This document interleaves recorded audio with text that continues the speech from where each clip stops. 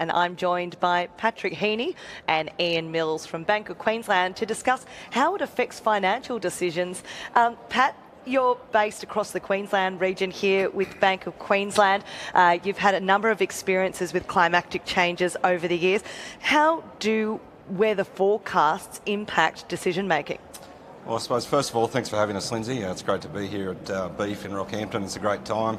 Look, for us, this is quite an important year. So we're 150 years at BOQ. So our tagline's been, good conversations with great relationships. So for us, it's about being a partner in our clients' business, being close to what they do. And actually, we're more than a funder. Like, we make sure that we actually take a genuine interest and we partner, helping them for their success. When producers were made aware of the predictions of El Nino, how did they pivot their operations? And coming out the other side now, how are they pivoting again?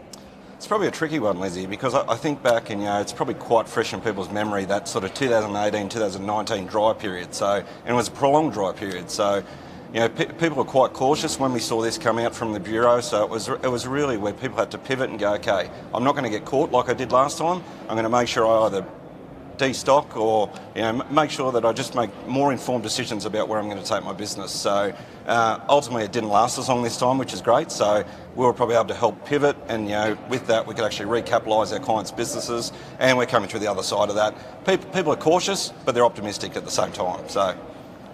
Pat Heaney, you have clients based all over Queensland. They're in different pockets. They're based all over Australia, in fact.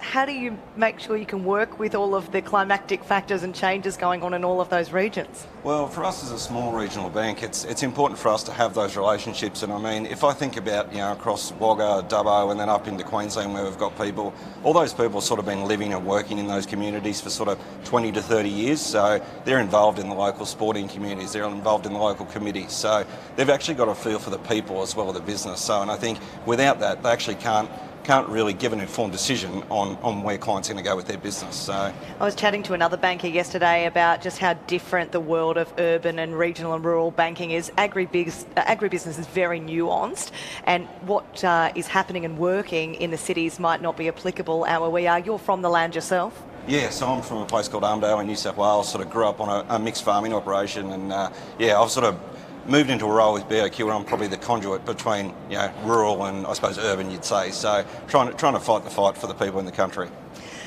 You, Ian Mills, are based in central Queensland, so you can give us kind of a more specified view on what's happening here. What are the long and short term factors impacting producer decisions at the moment? Yeah, thanks, Lindsay. And the point you brought up about the decisions that were made last year around predicted El Nino really did move a lot of people. They knew they had new crops of calves and animals coming through. They'd have to make significant decisions where they went with their cash flow prospects.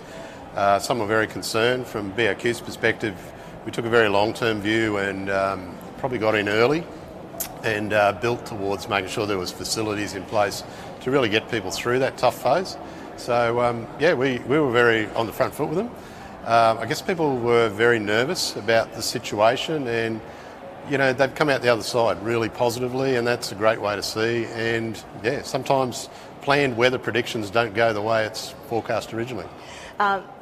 Ian, we are right in the thick of your region and also some of the most lucrative cattle country in Australia. You must be running into a lot of clients here. Are you able to balance the socialising and the hard work at the same time?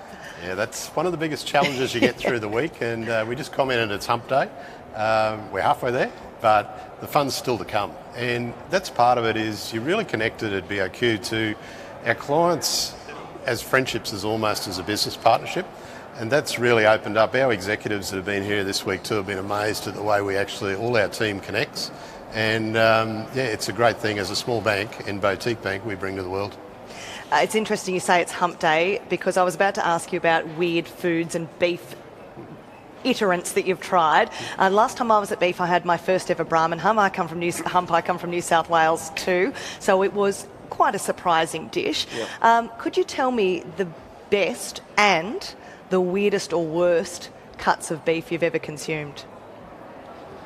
The weirdest, I would say, and this is funny because growing up, obviously chefs now, I know this was last beef I tried, this is beef shin. So that was probably offal or fed to the dogs back, when I was growing up as a kid. So now to see sort of the fine dining and these executive chefs come in and do really lovely sort of meals with some of these weird and wonderful cuts of meat is it's quite refreshing for the industry. And I mean, we're using all of the beef products now. Like, there's no wastage. So I think ultimately now that's good for the sustainability of the sector as well. Ian? Yeah, very much similar. I can remember a number of years ago, and I was probably at some of the original beefs, and the early beef dishes dished up were fairly challenging, I suppose is the word to say. The industry's cut such a long way, and it's not about breed anymore, it's about the quality within the breed of what's dished up, and cuts around tail and offal cuts. I tried sweetbreads once before, and I was amazed at, those extra offal cuts, and as a younger person I wouldn't have tried them, but today it opens your mind up, and there's great opportunities for the whole carcass and the animal to be marketed. So we met with the captain of the Australian butcher team. They're off to Paris to compete in the Meat Olympics this year in the Olympic Stadium, and they're doing some pretty adventurous things, I have to say, on site here at Beef.